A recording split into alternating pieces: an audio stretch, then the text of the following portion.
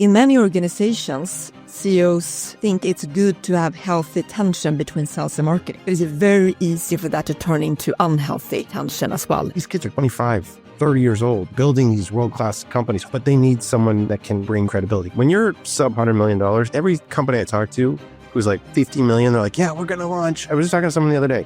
We're going to launch Asia and Europe at the same time. And the head of sales has no concept on how to do either of these things. But I do think every function is equally important. Many companies will say, oh, we are a sales-driven organization. Oh, we are an engineering-driven organization. Snowflake has always been, we are a customer-driven organization. And to be customer-driven, every single function within the organization needs to drive that.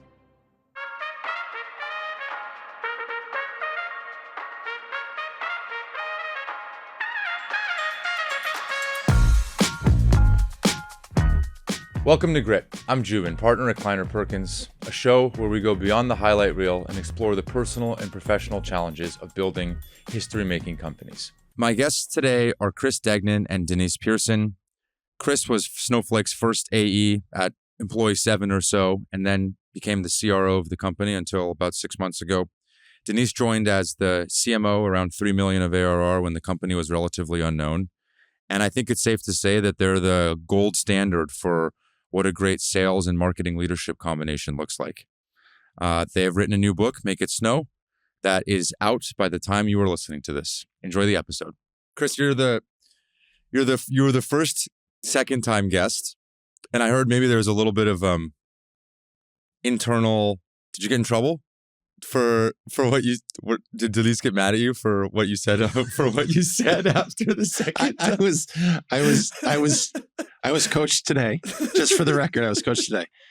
Okay, Chris, you got to wear pants. Okay, number one. Okay, and Chris, we're going to keep it, with the corporate messaging. I'm like, you can keep it with the corporate messaging. I don't work there anymore. Because working there was really the thing that stopped him from staying on the corporate messaging. Chris represents himself today. Yes, I represent Snowflake, and yeah.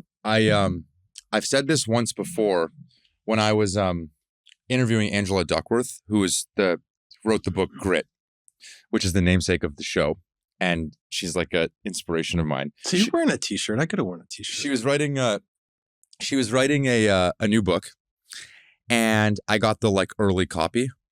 And Devil Wears Prada is my favorite movie.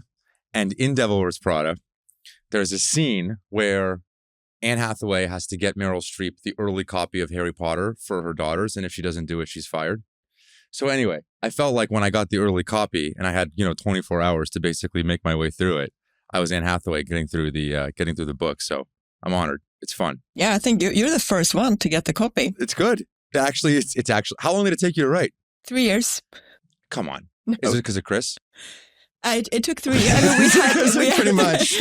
We did have day jobs at the same time. Yeah, it took 3 years. It was just time. A lot of what I think initially you hire people that or not hire people. Maybe how do we get approached to do the book? It was really after the huge success of Amp It Up. Amp It Up is now Frank's book. It's one of the top-selling business books of all times. Yeah. Right? Every day, people talk to me about the book clubs they're doing in their companies, etc.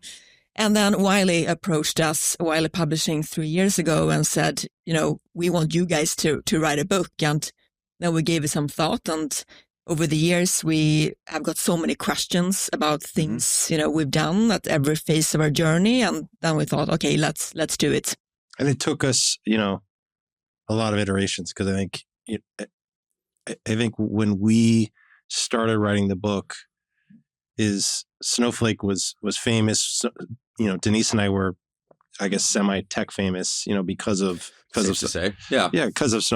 And I think, people wanted our advice. And so to me, what I wanted to get out of this book was to basically give advice to founders, give advice to CEOs. They may not want my advice.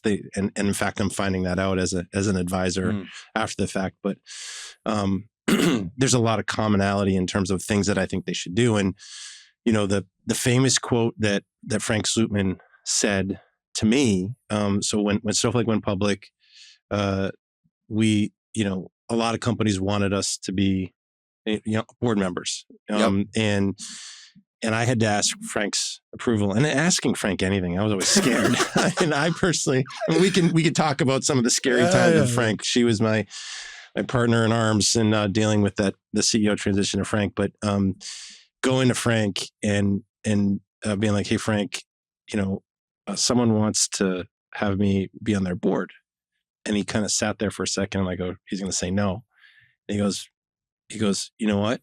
You should. And you know why you should? Because you'll see how f***ed up other companies really are.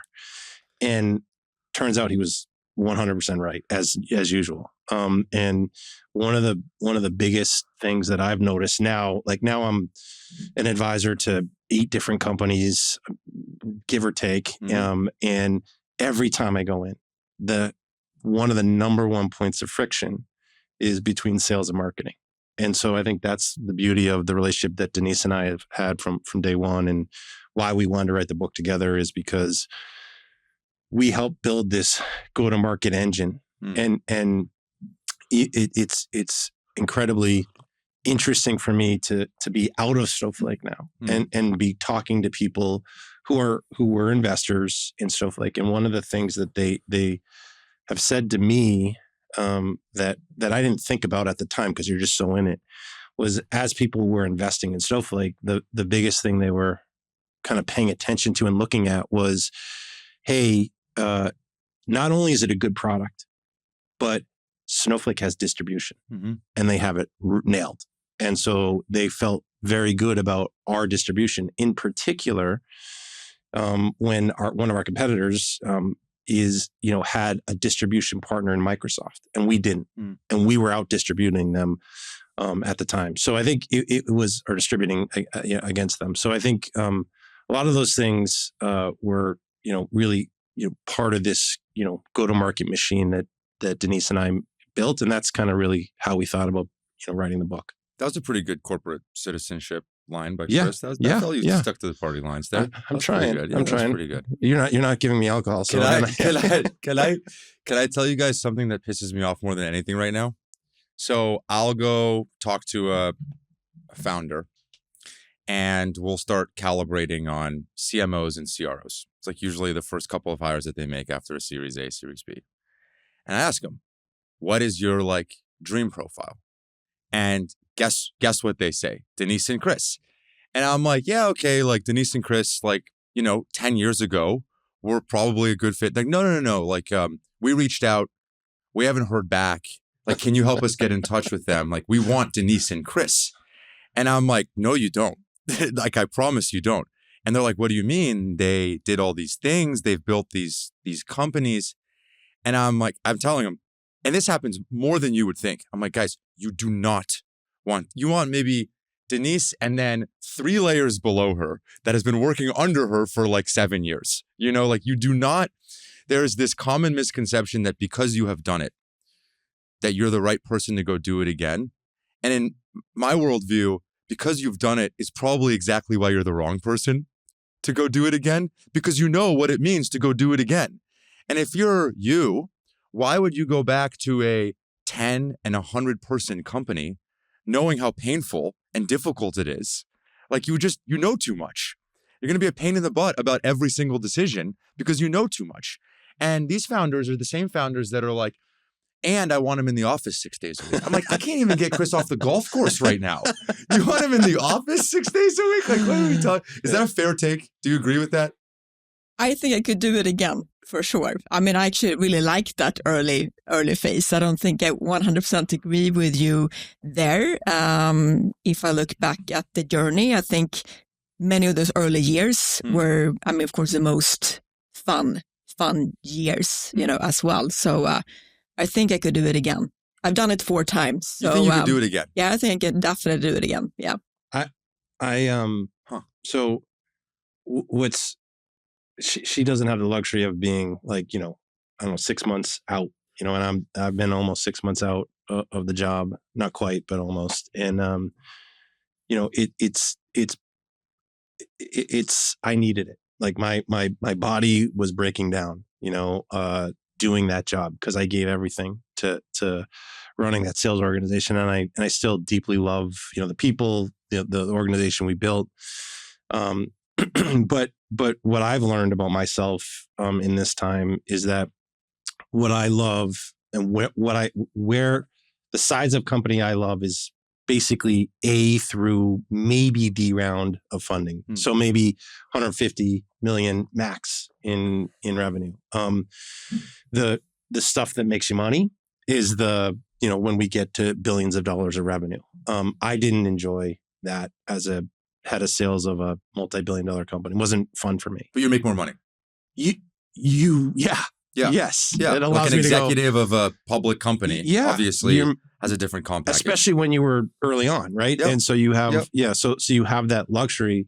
But now when people approach me, I'm focused on where I help, and I'm totally in, and I love it, is I'm helping two stealth mode, zero revenue companies. I'm helping a Series A company. I'm helping, a couple of AI companies who took fat rounds, but like, who knows if they'll be successful because they have no repeatable sales process. And then I have two companies that are in the 70 and $100 million range. And each one is awesome, but I genuinely love the early stage. That is what I've kind of come to realize about myself. So, I don't ever want to say never, never. But, one of the large language model companies had reached out to me about, running sales for them. And it's incredibly, your ego is like, yeah, that's cool. But man, like to get on a plane and travel around the world and go build that sales force again, and for what? I don't know. I can't motivate myself to do that right now. So you guys are screwed because you just a lot of founders listen to this. They're going to be like, all right, the window's open. I'm going to open it. Talk to Denise. I'm actually extremely happy at Snowflake and where I am. But you really think you can do it again? Seriously. I think I can do it again. But you think you have the pain tolerance to do it again? Yes. You would put her in one of the Series A companies that you're... I think it'd be a waste to put Denise in a Series A company. I think she, no doubt, she could do it. I think what I think Denise would be kick ass is, someone who's probably in the $50 million range and then wants to grow, like go gangbusters. Because 100% of the time they need, like, one of the things that Denise did amazingly at Snowflake was around the field marketing organization, and she built this world-class field marketing team that did account-based marketing, that generated all these leads and put customer references in front of prospects. That was kind of her whole mindset. And every single one of these startups I'm talking to needs that. Every single one. And so I think Denise would come in and just, boom, set it up and have it running really fast. So I think someone in the $50 million range, she could do it. It's just, I don't know if she wants to, God bless her. But Denise, isn't the problem that you now have like, and again, I'm just like exploring this because I'm actually surprised by the answer. Like you have your prior now is Snowflake, right? So the thing that you're comparing every opportunity to is whatever, the largest IPO in whatever, SaaS. So like, isn't everything going to feel less than whatever this last 10 years has felt like? But I mean, that's the whole challenge. I mean, that would be my goal, to do it again, essentially. So I think working for a bigger company, you get a little more ego with that. And I think also that to put that aside and start from scratch, I could definitely do that. That's super impressive. And then when I talk to Chris, so the other thing that I hear in the market a lot is like, oh, great, Chris is a perfect COO or CEO. So they, well, if he's probably not going to do the CRO thing, like let's just make him the CEO. And when you talk to Chris, he's like, no way. Like he's a sales guy. Like it's very rare that somebody is so attuned to the lane that they really want to be in and know what they enjoy. And I do think there's like shedding your ego as a part of that because you're like, no, this is what I like to do. Do you feel the same way about marketing? Yeah, I feel the same way about marketing. I just love the craft, of marketing. I love what I do. And I have no aspirations whatsoever to become a CEO. I think it's looking at the work like Bob Muglia, Frank Slootman, Sridhar Ramaswamy is doing it's at a whole different level. You also need to deeply understand, the product, the industry, the technology. You need to have a vision for that. So I think it would all depend on, again, of course, the product, of the company. But what these guys are doing, again, I would never do that. Sridhar, he works 16 hours a day, 7 days, a week.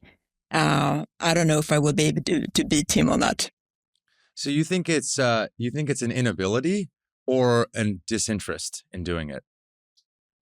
It's just not right for me. It's honestly refreshing because nobody says this. Like if I were to survey 100 of the top CROs and CMOs in the Valley, 98 out of the 100 would say, I'm bored.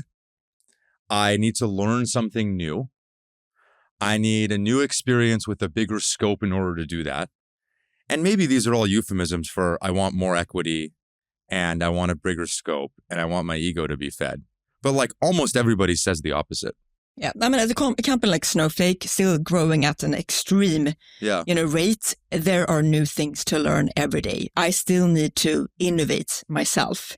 If we're going to take Snowflake now to 10 billion, what we have done so far is not going to take us there, right? I'm going to have to learn more things, innovate, change, right? It's not the same Denise, right, that worked at Snowflake, 10 years ago to the Denise today. I have to completely adapt to new circumstances, every quarter, every year. There's just endless opportunity to learn and develop.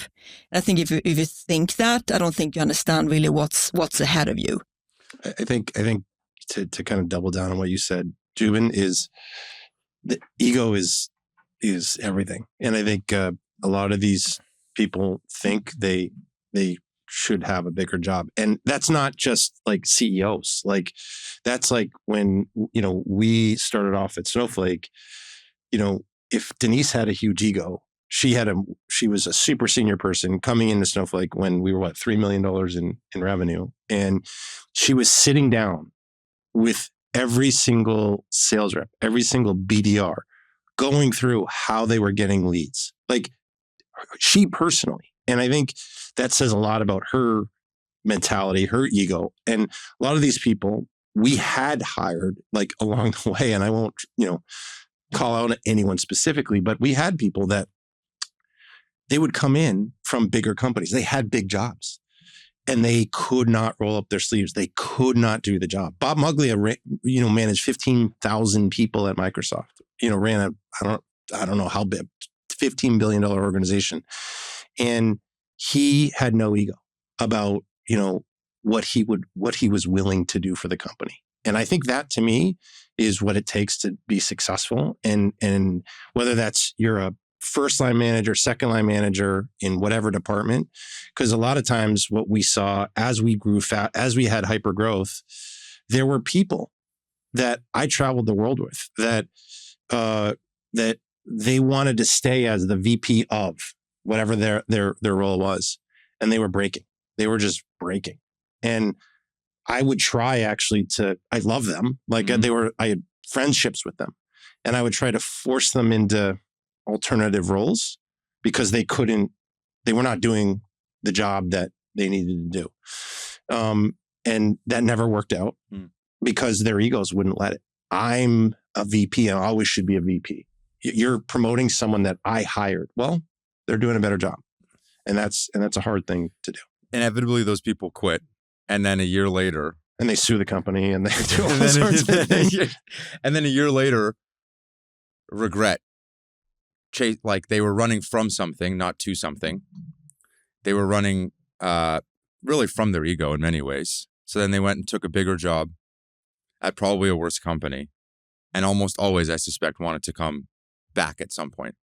There are some guys that worked for me at Snowflake. So like one of the guys that I grew up selling with at EMC is this guy, Mark Fleming. And Mark runs a massive business for Snowflake. And he could take a VP of sales job or CRO job anywhere, for sure. But his ego isn't like, I need to be a CRO. Yeah. His ego is like, I'm going to do the right thing for my family. And he's in a huge job making a ton of money. So like, why would he leave? Yeah. And I think, but the only thing that's going to make him leave is his ego. Yeah. When you were both writing the book, I'm curious, what was the most painful? Were there pieces that you didn't want to share? The reason I ask is you both are on the outside looking in, have tougher exteriors, but as I've gotten to know you both, you're actually not very tough people on the inside. You're actually genuinely kind of squishy, nice people that are far more vulnerable than I think you would expect. And I suspect your teams would probably say the same thing. And so even the way the book started, you shared some pretty personal things about you. And I'm curious, were there things that you felt like you didn't want to share, stories that the two of you had that you were I don't know, maybe this one shouldn't make the cut because it's it brought back memories that were raw? I think there are more situations than concerning specific individual and people, right? So I think it's not that we want to mention names, and anyone. Of course. I think it's more those situations that we kind of have probably left out of the book. I think there's, situations I think, I opened up the book about my personal, situation growing up. And I think honestly, the second time I did the podcast with you is when I really was open about it, about what happened in my childhood and everything like that. And that was certainly weird for me to share that in this kind of public forum. And so going through the book process and thinking through what we went through in growing up at Snowflake, there were some heart-wrenching moments that involved people. And I think that's the thing that not just at Snowflake, even, I had managers in the past that, there was stuff that I would pull back on because there was stuff I didn't want to hurt their feelings. I learned a lot from a lot of great people. And I think, so yeah, so there's some times that hey, Chris, you went out and hired someone to have this very senior job. That's by the way, that's part of why I got promoted to CRO. I was the VP of sales. I hired a very senior person to run a certain part. I'll be vague enough to say to run a certain part of the job. And we talk about that in the book. What we don't talk about in the book is that person did a good job for about 18 months. And then it turns out that person was cancerous to the organization. And so, that was heart-wrenching to me because it's it brings back this memory of I cared deeply about. And it's the thing that got you promoted. It got me promoted 100%. Yeah. And then I had to fire that person. And I had to go and apologize. I had to go on an apology tour to all of the employees and say, I'm sorry that I let this behavior happen. I didn't know it was happening, but I let it happen. So yeah, there's a bunch of stuff like that we talk about, that we think about, and challenges we had with just understanding how to manage the BDR organization. I managed it. She managed it. There was tension sometimes, either between way. you two. I initially built the SDR organization, whatever you want to call it, yep. BDR, SDR. And then Slootman said to us, hey, Denise, you own pipeline. Hey, Chris, you own the forecast. And so, candidly, I'm a little bit lazy, and I hated justifying the existence of the SDR organization. So I said, Denise, here you go. And she gladly took it. And she did a good job. But there was issues with that because when I owned the SDR organization, every single SDR came in knowing they were part of sales. Right. When they're in marketing, well, Denise is a lot cooler than I am. And so they all wanted to be Denise. Mm-hmm. Well, it turns out that, for every job that she had, I had 10. Right. And so we needed a bunch of salespeople. And so we had to go, that created some tension because we were hiring people that wanted to be marketers, not salespeople. And we had to kind of change that mentality within the organization.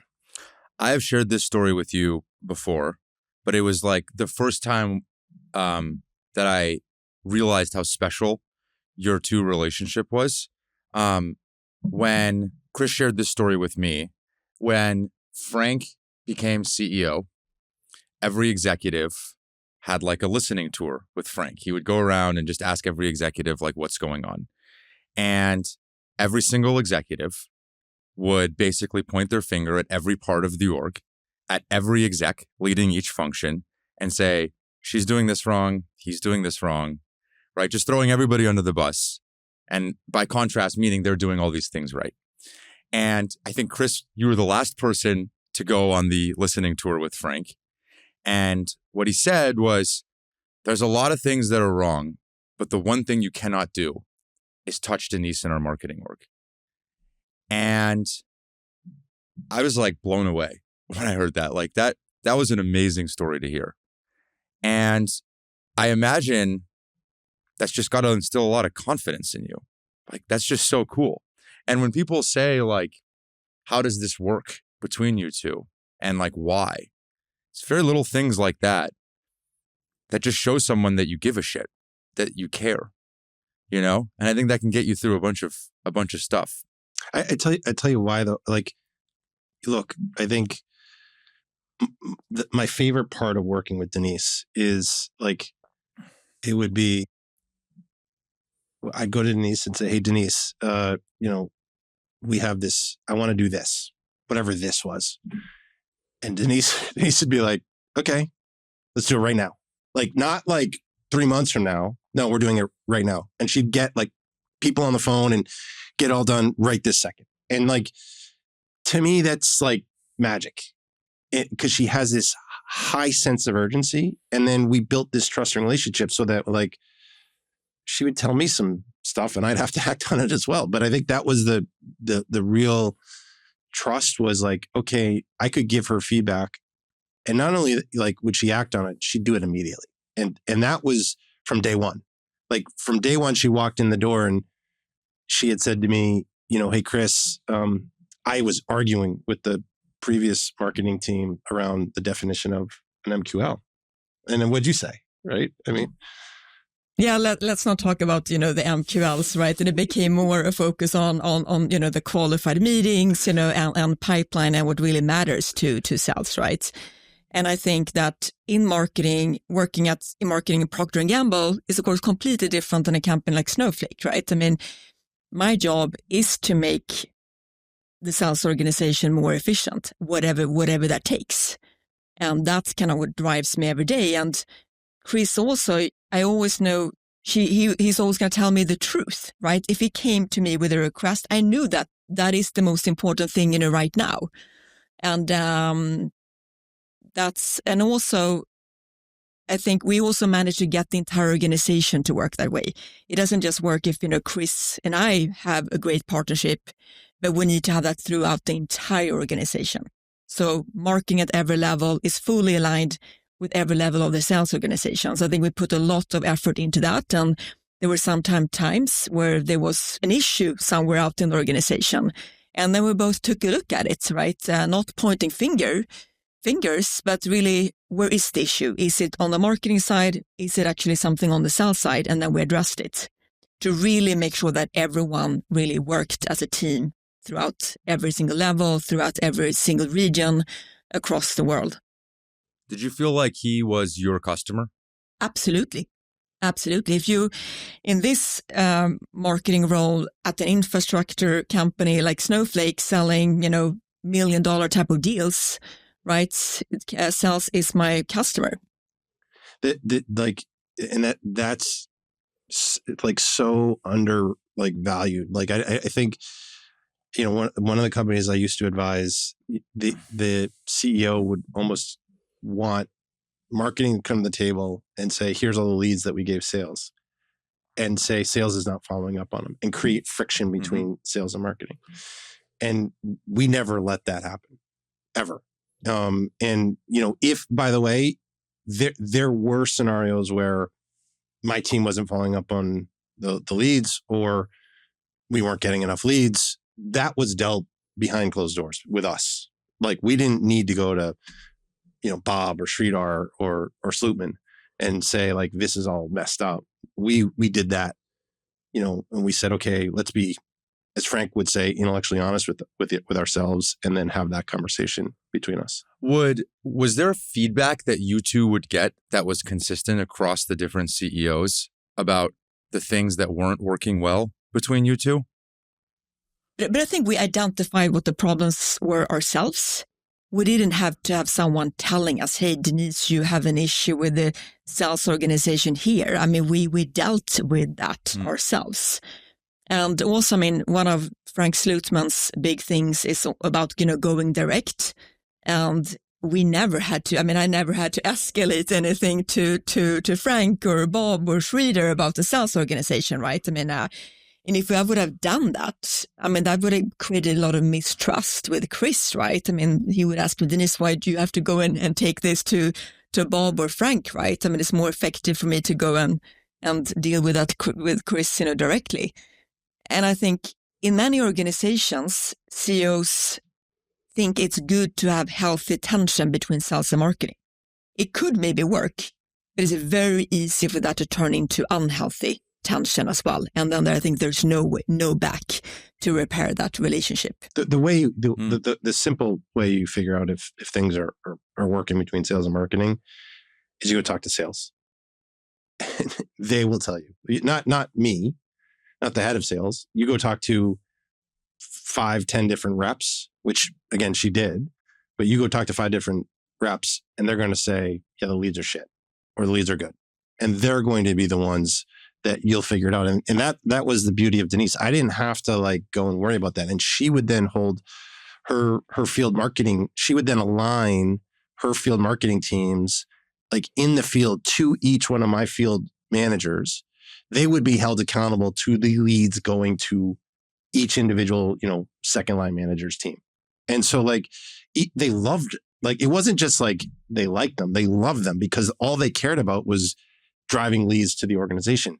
And you would hear it. If there was something broken, you'd hear it. And that was when her and I would talk about it. And Denise, there's probably, I don't know how many areas of marketing. There's a lot of different facets of the job. Do you feel given what Chris just said, there is demand generation, very specifically, tangibly, SDRs breaking the front door down, creating demand. And then there is a bunch of fluffier stuff, things that are important to the organization, but much harder to quantify. Do you feel your core responsibility is the demand generation function and then all the others follow behind that?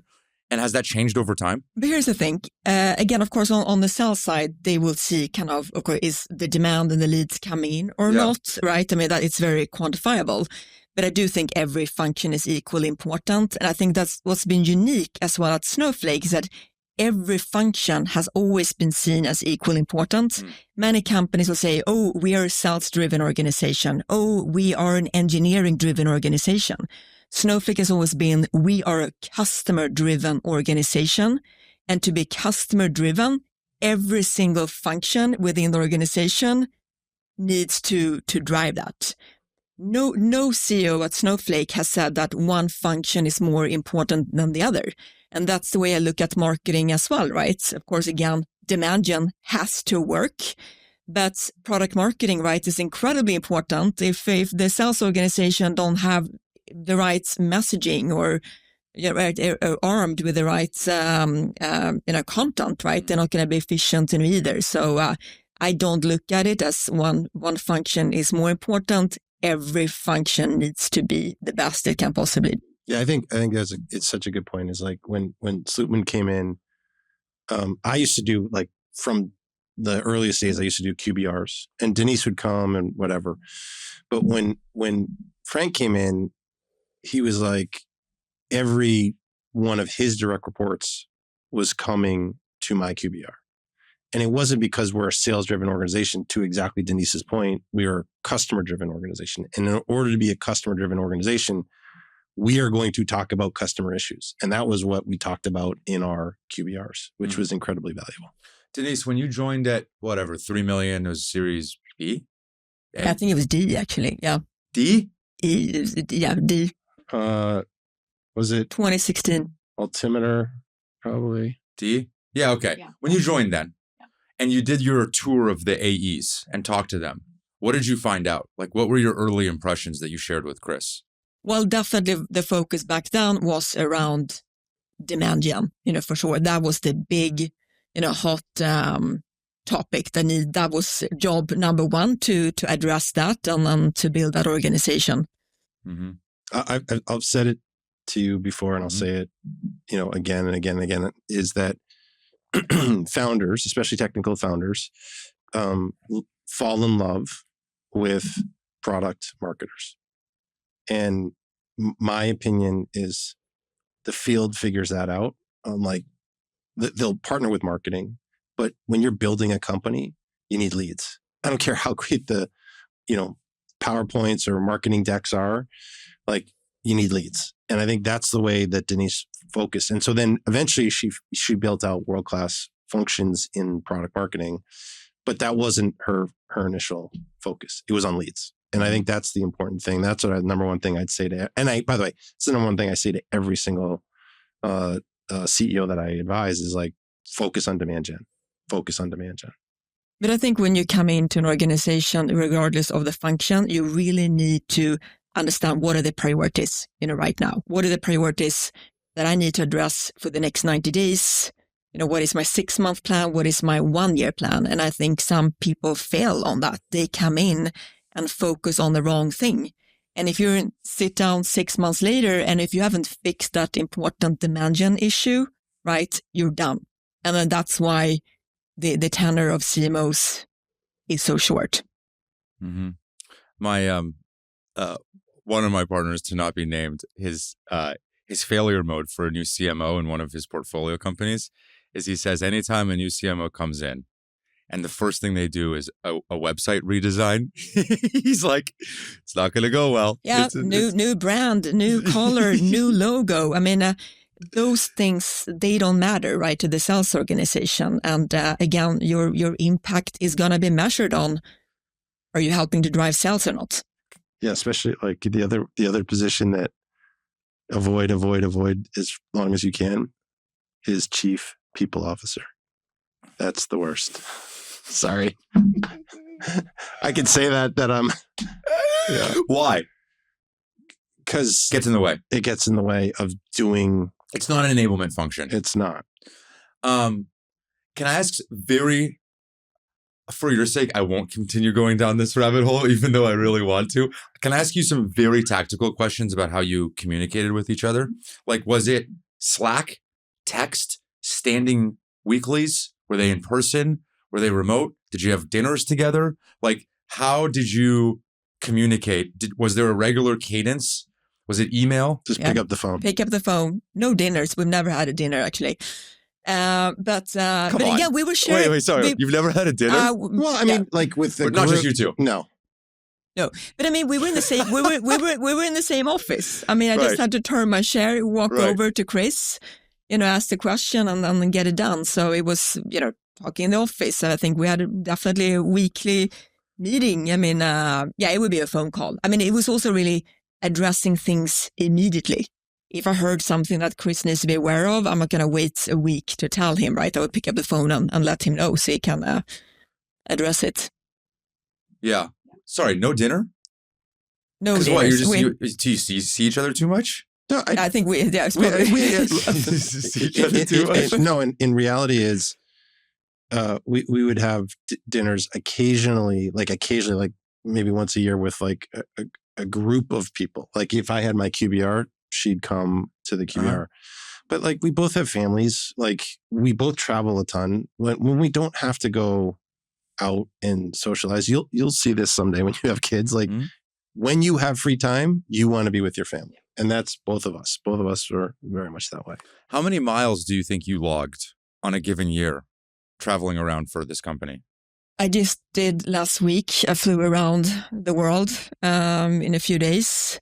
What do you mean? I did Korea, Japan, France, back here in 6 days. Yeah. I don't log miles. Maybe the most on United that I got 1 year was 250,000 miles in 1 year, just on United. And how many days is that? 150? Half the days you think you're traveling? You think you travel half the days? Probably, half the work days? Probably. The travel is again, going back to the size of company. When you're sub $100 million, this is every company I talk to, who's like 50 million. They're like, yeah, we're going to launch. I was just talking to someone the other day. We're going to launch, Asia and Europe at the same time. And the CEO and the head of sales has no concept on how to do either of these things. This company's raising a huge round of funding. And I'm like, that sounds idiotic at $50 million, but hey, it's AI, so maybe things are different. But the reality of it is sub 100, it's US. It's US only travel. When you're like 500 million, it's you're launching Asia and you're launching Japan and you're Korea, and you have to have, like, the Japanese don't speak any English or read any English. So you have to have websites that are deep, deep, deep in Japanese, and you have to hire all sorts of different functions and spend a lot of energy there and go there. And it's a very much in-person place. And you have to go to Europe once a quarter because inevitably Europe's a nightmare. And so, like, the international travel at 500 million, it's nonstop. And that's part of what I don't miss of being in the job. When you, today, and maybe before you left, Chris, like, one of the stereotypes of the executive that you all are, like the fancy public company executive, is that you have an army of people that do the work for you. And in many ways, the reason you got the jobs that you did was because somebody saw you, and maybe in Chris's case, for sure, like doing the work. Then they wanted to reward you for that work. Then they believed that you could hire people as a result of others knowing that you did the work. And therefore, you can be a better teacher and you have credibility. Eventually, 10 years later, you're so far removed from that work. Maybe the question is, do you feel removed from that work? Like, do you still get into the details of marketing copy? Do you even have the patience for that anymore? Chris, would you still get into, like, I don't know, like coaching an SDR on a cold call? Like very, very detailed work that maybe you had the patience for before. Will you still go talk to AEs now and ask them, like, how is marketing doing? Like, can you still get into that level of detail? Yeah, I do that. But again, and you can't, of course, do it to the extent you did before, because then there's no way you can scale yourself, right? So you have to really understand kind of what is required from me today. And again, that's different from a year ago. Talking to AEs, I would do that when I'm out in the field. I mean, right now we're on a world tour, 23 cities. That's where I go out, and that's when I can spend time with, regional AEs and ask them those kind of questions.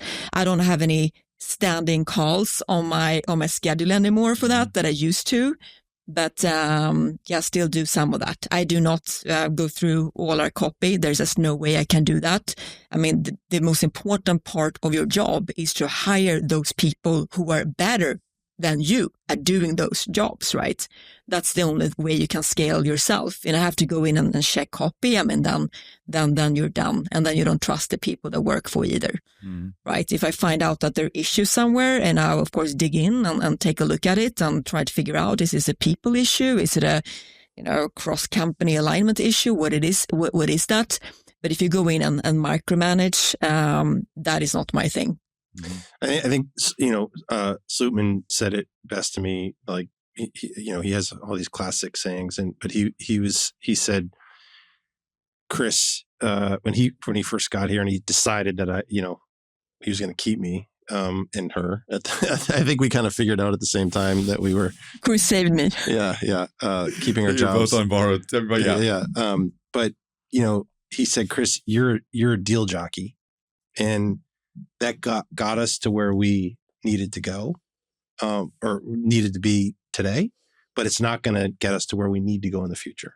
And what he meant by that was, hey, Chris, you've got to be able to hire people that can do the job for you, that you used to do.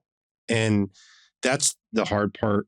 That was the hard part for me of my favorite part of, and that's why, your swim lanes, my favorite part of being a head of sales is being involved in deals. I'm a transaction person. I enjoy that. And the bigger Snowflake became, especially the last year of my job, it was not a deal job.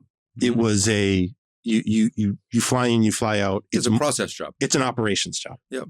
And I think in full transparency, I'm probably not the best person to be running $5 billion organization, like Snowflake is today, because I don't enjoy it. And I don't enjoy that operational aspect of it. And when you don't, even if it's best for the business. Right. And if you don't, for me, I've always said that if I'm not passionate about what I do, I'm not going to be good at it. And I think that's where I started to falter towards the end of my tenure at Snowflake is I wasn't passionate about operations, which Sridhar is like a monster. He's so good at it. Yeah. And and so I give him a ton of credit. He loves it. Yeah. When we saw each other while you were still at Snowflake towards the tail end, you look like shit. You look terrible. Like at that point, every mile that you had flown, every operational meeting that you had to sit through, it was like the light went out in your eyes. It did. And it was physically and emotionally, it was gone. It was actually really hard. I think I said something to you. Yeah. Like it was hard to see you lose the spark because at that point, the business needed something that you just couldn't give it anymore. And you couldn't fake that. And I think that, the good and the bad of me is that, I'm very upfront and I'm honest and I'm direct. But you can also see through I'm a bad liar. And so if I'm bullshitting you, Joubin, you pretty much can tell. And that's like when we had dinner, you pretty much were like, yeah, okay. This guy's not in a good place. And I wasn't, I think like what was super important for me, because I care deeply about the company, is I wanted Sridhar, because I believe in Sridhar. He's world-class CEO, and I wanted him to be successful. I needed him to get his legs underneath him, learn my business. But I was ready. I was ready. When I left, I was ready. On hiring, Denise, and then I'll go to you, Chris. Like, do you have, let's just like split them into two buckets. Let's just say, like, for simplicity's sake, skill and will. When you were hiring in the early days, call it 3 million of ARR, how did you think about hiring across those two vectors? And has that changed over time? And I hate multiple point questions, but like, was there a failure mode that you made on hiring along the way across those two buckets? I think in marketing in the beginning, you need to hire people that can wear many different hats, right? That's the difference. Today, you have more specialized, functions for everything. And again, that's a special type of person in the early days who actually can roll up the sleeves and be a complete athlete at a lot of different things, right? And then that role is going to narrow. And some people don't want that role to be more narrow. And then they can't sort of survive in the company anymore, right? And that's what we saw throughout the journey. Again, those people who didn't understand that, okay, my role is going to have to be more specialized now. And those are the people that kind of left the organization. And some people found the role that they were so passionate about. And then they're still here, 10 years later, and they run a very specialized, function. So I think that's unique, in the beginning. You need to be an incredible team player, in the beginning, right? You need to be able to jump in and help out wherever you can, whatever it takes. But how do you test for that if you've never worked for them? Again, a lot of people in the early days were people that we had worked with in the past. It was the same thing, for you, Chris. And if we look at the early people that I hired at Snowflake, I'd worked with all of them before at previous companies. And then they have done along their journey, right? They have worked with others that you bring into the organization. So I would say in the early days, all recruiting was done through our networks. And then also, that those people are going to fit, right, the culture of the organization. They're going to fit, with the rest of the team, which is so incredibly important. You work so close with 10 people, right, in the early day. And if there's one person that doesn't fit into the group, it's going to be really, really hard. Yeah, I didn't have the same luxury. Prior to Snowflake, I think the largest team I ever managed was like 12 people, right? And so when you're building the sales organization at scale, you're hiring hundreds of people a year, maybe 1,000 people in a year. And so what, in particular for sales reps, in our early days, it was super important that we found people that you're recruiting out of organizations that develop their people. So look for any company that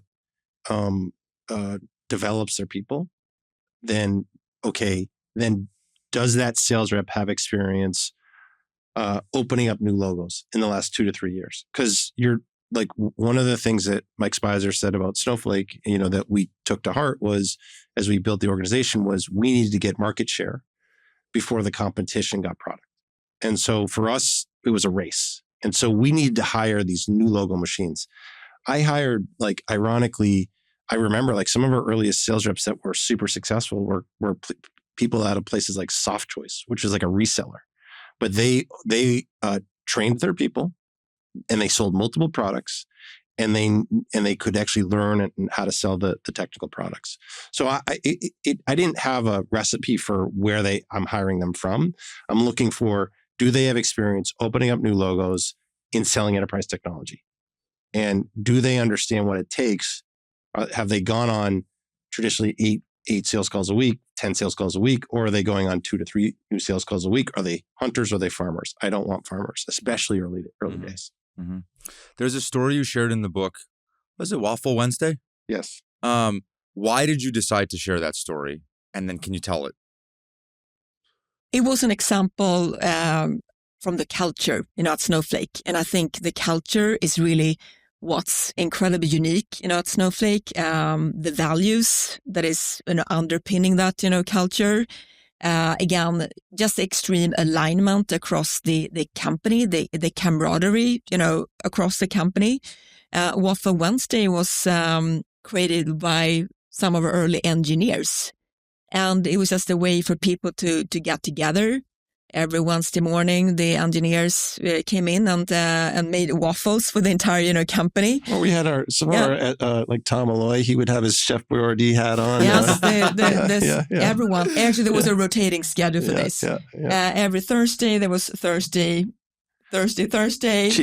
Cheesy Thursday. Yeah. There was Fruity Friday. Yeah, Fruity Friday. We did trips, company trips to Tahoe. So there's some behind the scenes that, we can't really talk about, some things that happened after, because maybe people had too much wine at an event or something like that. So those are all things that you have to probably need an HR person to monitor. Probably. Yeah. Did you feel like maybe were all of those rituals? Can you create rituals yourself, or do they have to be organic? Like if you were stepping into a new organization today, would you be intentional about putting your own rituals in place? Or do you feel like those things just have to naturally evolve in the way that maybe they did? Yeah. So because I saw it evolve from the beginning. And so, when I was there, it was me and a bunch of engineers, and Nancy Venencia, who was the office manager, she was the mother of Snowflake, literally cared for all of us. And she started off with Fruity Fridays, and it was just yogurt on Fridays. You'd come in the office and you'd have yogurt and fruit. And all the engineers loved it. They loved it. And then we would all get around, and I'd be talking to the engineers, and, we get to know each other. And it was organic in that it created this culture, and we got to know each other. And what I think the biggest benefit that Nancy created in Waffle Wednesdays, Cheesy Thursdays, Fruity Fridays, all these other things. Number one thing is Snowflake's culture would reject the organ if it was bad.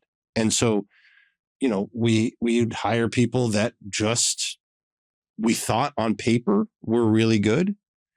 They'd walk in, and Mother Nancy would figure it out in 2 weeks, and they'd be like, yeah, that's the problem. And yeah, we would get rid of those people. And I think that was the thing, is the culture. She did such a good job of fostering this, we're a family. And because of that, when there were people that were out for themselves versus the better of the company, she helped us figure that out. And I think that was the benefit of what we saw out of it. Good. And also, the culture also comes from our founders, as well. That's the kind of culture that they wanted for Snowflake. And Nancy really, she was the one who made it all happen. She fit with them really well. Yeah. Did you have a hard time firing people or managing them out or even managing them if they've been with you for a while? Like, I don't know if you're like Chris, but Chris is, I'll say it, maybe you won't, but like his greatest strength and greatest weakness is that he's like diehard loyal to people. Like if you've been with him, come hell or high water, he will ride with you because there's a kinship there. And we've talked about how at times like that puts blinders on because you feel such an emotional relationship to them that detaches you from their performance. Did you struggle with that at all? I definitely have, loyalty towards, a lot of people as well, but you're not loyal to them either if you're putting them in a job where they're failing. Right? I don't think that's not loyalty either.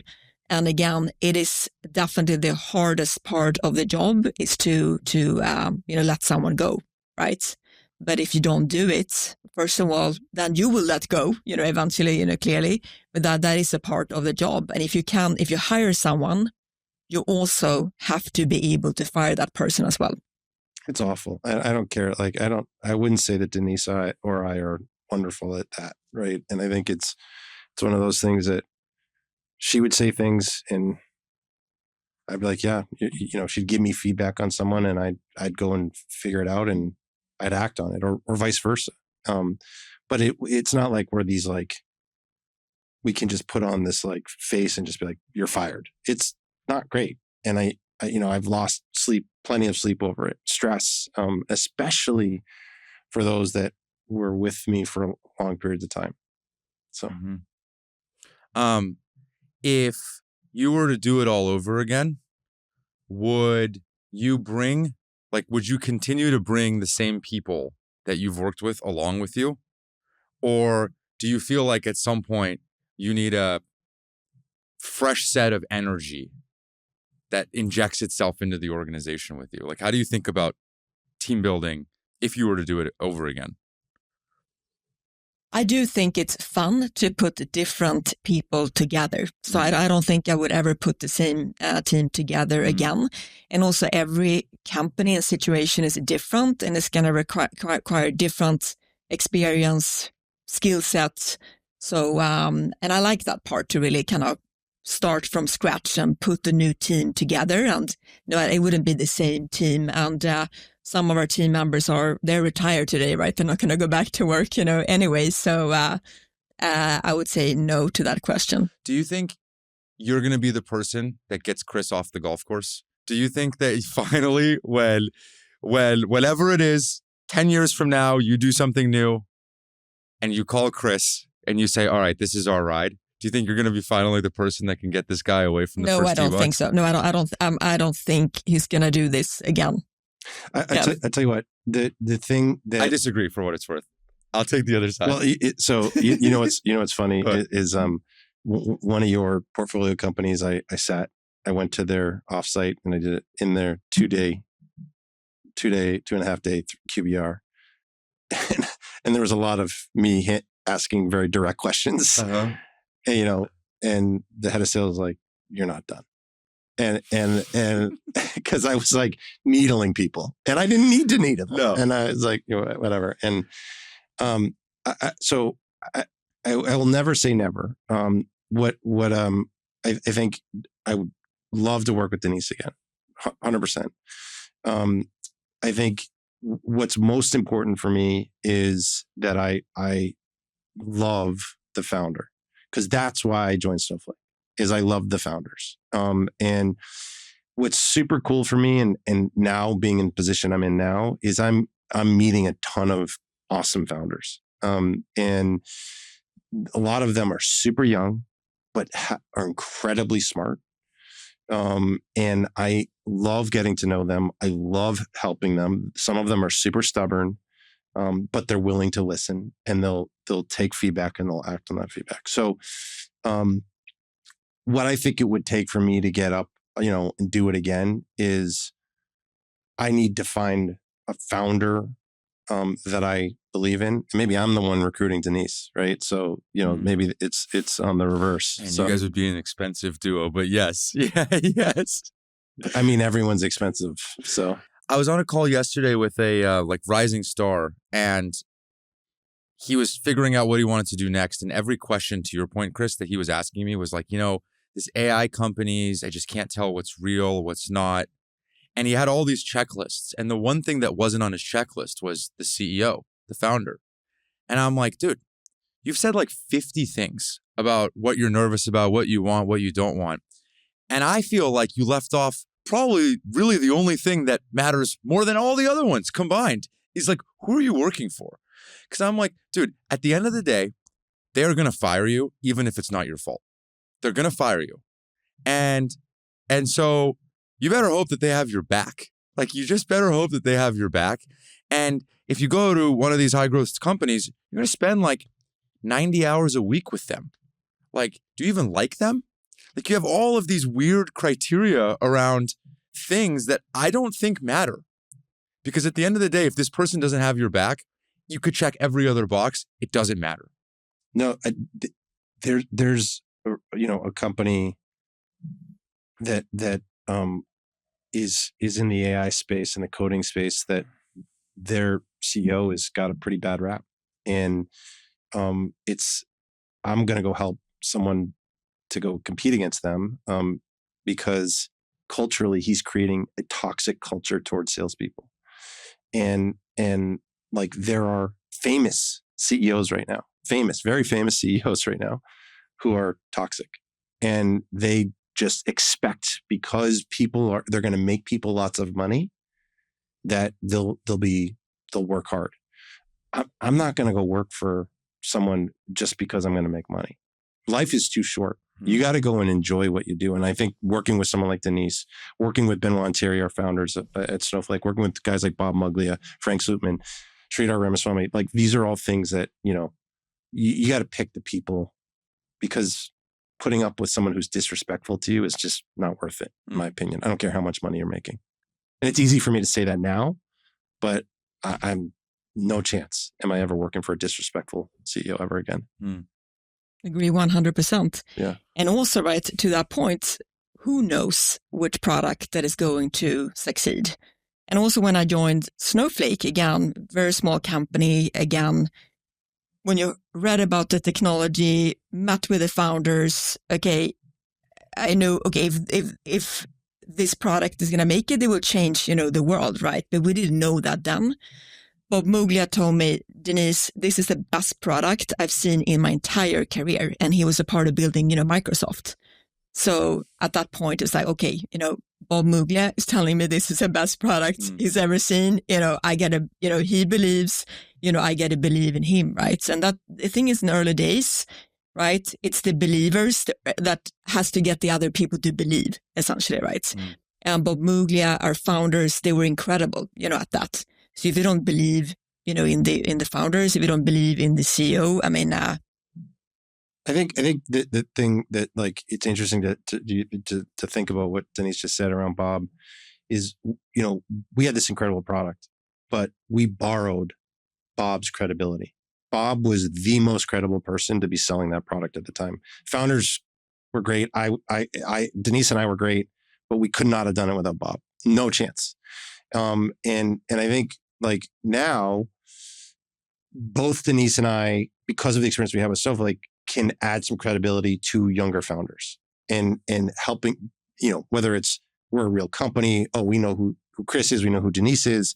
I think that's what the founders, get with when they either ask us to be board members, advisors, work there, whatever. So I think to the future founders, or the founders that are building companies now, is find someone that can bring you credibility, because these kids are 23, 25, 30 years old. They're building these, world-class companies, hopefully. But they need someone, I don't want to say grown up, who's a grown up, but adds credibility to them. And I think that's super helpful. Yeah. I think the other thing, my observation, both lived and observed, is they need credibility to go do other things, but also there is something about the belief that somebody else who has done it before can inspire in you. Like, you see this in venture capital all the time. Like, if, let's just say, like, if Mamoon leads your A, right? That belief that he's imparting in you is very like motivating. Like it kind of like it levitates you, you know, like it's as Parker from Rippling would say, it's like it sprinkles some fairy dust of credibility on you that really empowers and energizes you. Similar to like if you join their board, you're like, wow, this really accomplished person sees something in me that I'm saying. I think I'm like talking the talk, but like they can help me walk the walk. You know, I think it's like really motivating and energizing. And I think when you're 23, 24, 25, when you're a founder in general, the voices in your head of fear and doubt become very loud. And you have no idea what you're doing because it's never been done before with this specific company. And I think people like you or others that can inspire something in them to just say like, hey, I want to be on this journey with you. That gives you a lot of self-belief. That can go a long way. Just like Bob did for you both, right? Just like Frank did when he kept you. Yeah, I mean, incredibly important in the beginning. And it's the same thing when then I joined.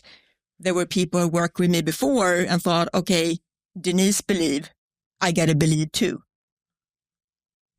Right. So in the early days, again, that credibility is what you lack and that you need to create. I think what I want from a founder is I want passion and conviction on what they're building.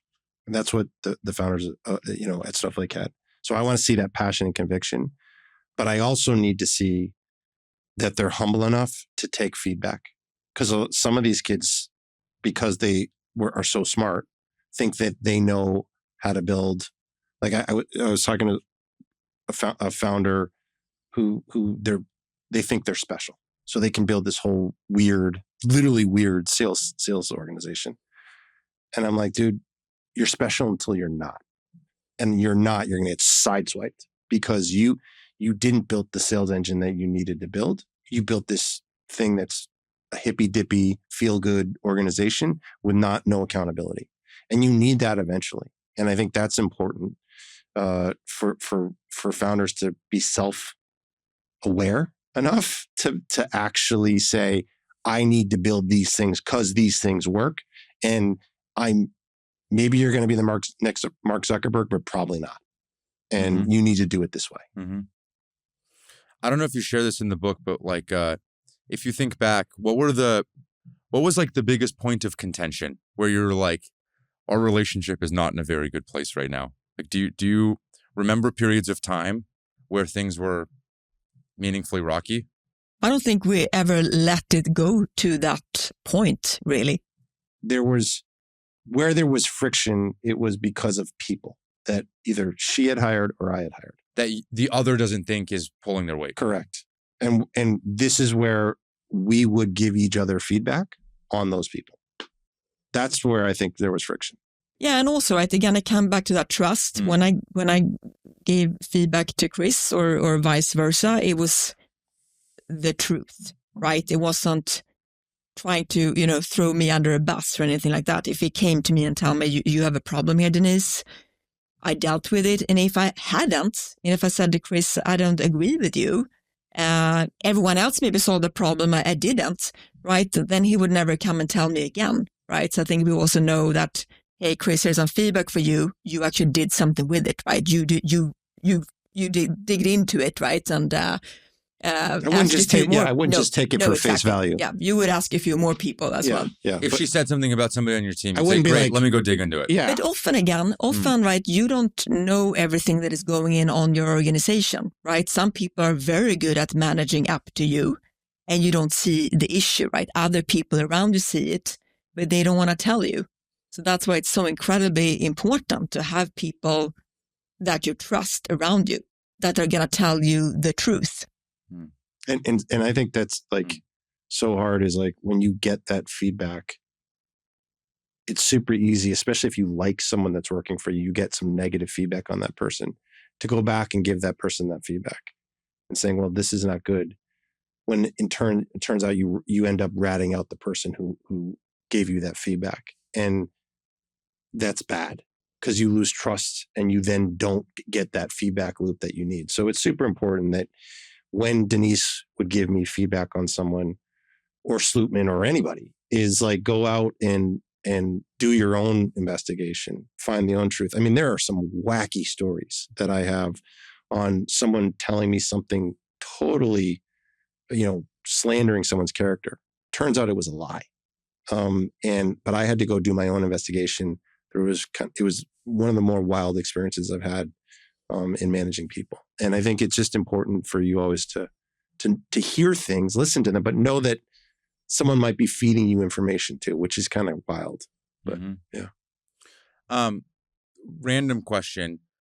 When everyone started to get rich that used to work for you, was it hard to manage them? Like, did motivations change as the company became more successful? Maybe it was secondaries before the IPO. Maybe it was after the IPO. Like, as external influences started, people's lives changed. Like, there's just no doubt about it. Like, people's lives changed. Did motivations feel like they changed to you? Can you feel that? Yeah, I never really saw that happen at Snowflake. I think people were most passionate about the mission that we were on. Maybe on the south side, you might be more money motivated. I think, okay, we don't agree here. Maybe it's different. I didn't see that on the marketing side. I think people really were motivated by the mission, we had every day, and those people ended up leaving Snowflake anyway. Yeah, there's two things that happen. Is number one is like there are people that get lazy and stop doing the things that you expect them to do. Things like I found out. Like an example I'll give you is that I assumed that because since the beginning of Dawn at Snowflake, every single week I did a forecast call. Every single week I did one-on-ones. That was just part of my job. So, Joubin, you work for me. I would expect you're doing the same thing because you're gathering information about what's happening in your organization. Turns out that doesn't happen. And when you have 3,000 people in your organization, you have, 500 managers. Turns out not every manager's doing that. They were, and they got lazy, and they stopped doing that. They stopped caring. And how do you know that this is where like the operational side of the business is important to like dig into to make sure that those checks and balances are, you can no longer just trust that things are happening. So yeah, I saw that around I went to Europe and there were some problems in Europe that I didn't realize because the person had stopped traveling in Europe and well, Jews, your job is to travel around Europe. And so it's like, you kind of have to figure that out. And it's unfortunate, but that happens, and it's happened. And I think it happened a little bit to me, to be honest with you, towards the end. Where what? Where I got lazy. I didn't want to do the hard things. And I think sometimes doing the hard things are what the company needs. And that's, that's a real problem. In the book, well, I guess actually just generally speaking, and feel free to give me whatever opinion you want. Chris, you were hired early at Snowflake, meaning pre-revenue, yes, pre-product, yes, pre-website. My conventional wisdom tells me that's too early. Like my pattern recognition would say like that's a really early time to bring somebody on when we don't even know what we're selling. And then for you, Denise, the company was $3 million. And they brought in a pretty fancy CMO, who has done it before. Maybe as you look at other companies now that are asking you for advice, would you give them the same advice of when you both respectively joined Snowflake in their own organization? I think the fact that Chris joined so early is kind of the key to Snowflake's success, right? And that was something Mike Spicer did intentionally to be able to get feedback, right, from prospects every single week, right? That was the whole point. I mean, Chris, you were essentially a product manager, right, at Snowflake. Yep. Yeah, I think, so I think it's super important that you have if you're building a company, you have a deep competitive moat.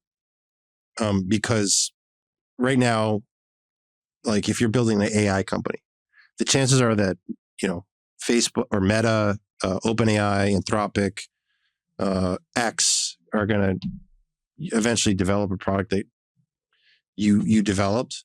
If they can do it, they will. And so you have to assume that you have to build a better product than them, that they can, and faster. And this is not dissimilar to what we ran into with Amazon. So for me, what Spicer had the foresight in doing was saying, Chris, go and put the product. You're not going to. I don't want you to collect any revenue. I just want you to put the product in as many customers' hands as possible and have them break it and make sure that we actually have a product. And there were material things that broke in Snowflake prior to us collecting any revenue. Like they had to do open heart transplant basically on the product, replacing a core engine in the product, because we had some of these early ad tech companies that were beating the crap out of it, breaking it. And our founders realizing, well, geez, like this, they were using MySQL for one portion. It just wasn't going to work. And so they had to replace MySQL with another database called FoundationDB. And when they did that, it was heartbreaking for me because I was ready to go, let's go sell faster. That was 6 months. And thank God they did that, because then that allowed us to scale beyond. So it just depends from, you're on the VC side. It depends on how much belief and willingness the venture team has in the founder, and what architecturally they're building, and are they building a competitive moat? Because once you have that competitive moat, then you throw gasoline on it and go with the sales team and the marketing team. Yeah, and when I joined at 3 million, I mean, there was early market fit, right? Mostly in that ad tech and gaming space, but there was, of course, huge, ambition. And at that point, it was go, go, go. And I mean, you joined, Bob was a huge selling point for you. And Bob had already joined. Did you interview her? Oh, I did. Yep. What did you think? Well, the funny story for everyone, I ask this question pretty much, not every time, but a lot of times. I ask everyone, what's the biggest misperception of you? Because I want to see if you're self-aware. So I say, what's the biggest misperception of you? And Denise, and she's Swedish. She may be part of the Swedish mafia, but just kidding. And she looks at me in a very Swedish way, very just stoic, and she says, "Ice Queen," and I'm like, "What?" She's like, "Yeah, I'm the Ice Queen, but I'm actually really funny," and she laughed. I'm like, dude, I like this lady. Yeah, so it was like, because she was like, I was like, oh shit, she's gonna be this like mean, like European, totally. And all of a sudden she like had a sense of humor, and I was like, okay, this will be fun. That's awesome. Yeah. What did you think when you first met Chris? There's no way you thought he was gonna. No, everyone told me that I would. Yeah, again. I mean, Chris is the person you meet, and he's so authentic person, right? I mean, Chris is known for wearing his heart on the sleeve, right? So just very straightforward, and I think I looked forward to be working with like a no-nonsense person, right? Very, very straightforward. I mean, he was very clear on kind of what his expectations were and what he needed, what the priorities were. And I like that. It was very clear. Hey, these are the top 3 priorities. I can do that. I could see myself, I can go in and be successful here. Okay, but like, how often were you cleaning up after Chris? How often would he say something where you're like, you didn't say that? And he's like, yeah, I said it. And you're like, come on, no way. And then you're like, you can't say that. At least once a year, right? How often was that happening? There are times, to Denise's credit, there are times where I have put my foot in my mouth. Yes. But there are times when I've done that, and I'm like, oh, I got to go send this apology out. And she's like, because HR comes to me and says, you got to send out this apology and blah, blah, blah, blah. She goes, no, you're not doing that. Here's why. Boom, boom, boom, boom. You're not meaning what you said and all this other stuff. And you'll go deal with the people that, talk to the people that you think you may have offended. And sure enough, I hadn't. So she's got my back. I mean, I felt like, where I'm a little bit of a hot mess sometimes, and I'll say some stupid things, but for the most part, she keeps me in check, and she made sure I was in check today. So do you have a favorite interview question that you like to ask? No, I don't. I mean, I just try to really, figure out this person. I mean, there are a lot of different, questions. I just try to get to know the person. There are a lot of different questions. I don't have that one question that Chris has. Yeah. I appreciate you both doing this. When is the book out? August 7. no, October 7. yes. When is that? Like 3 weeks? Few 3 weeks. 3 weeks. Okay. Are you nervous? Like, what if it's a flop? Again, I mean, it's been written for founders, marketing, sales leader. It's not a book for everyone. Mm-hmm. And I don't think it's going to be a flop for what it's worth. My daughters tried to read it and they didn't like it. So. I think it's actually quite good. I really do. And I'm glad that there are examples that this works, because there's very, very few in the Valley. And I hope it inspires people that this is doable. I really do.